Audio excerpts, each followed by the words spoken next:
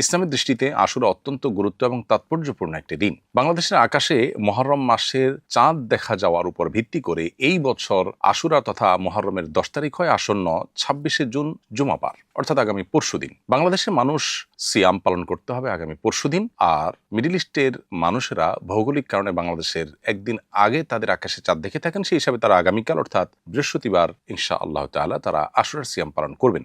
আশুরার সিয়াম সম্পর্কে নবী করিম সাল্লাল্লাহু আলাইহি ওয়াসাল্লাম বলেছেন, সিয়াম ইয়ামি আশুরা আহতাসিবু আল্লাহ আন ইউকাফিরা সানাতাল্লাতী ক্বাবলাহ, অর্থাৎ আশুরার দিনের রোজার ফজিলত সম্পর্কে আল্লাহর প্রতি আমার ধারণা এর মাধ্যমে আল্লাহ তাআলা 1 বছর পূর্বের গুনাহ মাফ করে দিবেন। অতএব আমাদের 1 বছর পূর্বের সগীরা গুনাহগুলো যেন মাফ হয়ে যায়, সেজন্য আমাদের আশুরার দিনে রোজা রাখার চেষ্টা করা উচিত। তবে আশুরার সিয়াম একটি নয়, বরং মুসলমান হিসেবে আমরা 2টি সিয়াম পালন করার চেষ্টা করব, কারণ নবী করিম সাল্লাল্লাহু আলাইহি ওয়াসাল্লাম বলেছেন, খালিফুল ইয়াহুদ, ইহুদিরা শুধুমাত্র আশুরার দিনটি রোজা রাখে, তোমরা তাদের ব্যতিক্রম করো, তাদের চাইতে ভিন্নতর করো, তোমাদের রোজাতে যেন স্বাতন্ত্র্য থাকে তাদের চাইতে। সেজন্য আমরা একটি নয় বরং 2টি রোজা রাখবো। এখানে গুরুত্বপূর্ণ একটি বিষয় লক্ষণীয়, তা হলো ইবাদতের মতো একটি বিষয়ে পর্যন্ত ইহুদিদের সাথে যেন সামঞ্জস্যপূর্ণ না হয়ে যায়, সেজন্য নবী সাল্লাল্লাহু আলাইহি ওয়াসাল্লাম আমাদেরকে ব্যতিক্রম করতে বলেছেন।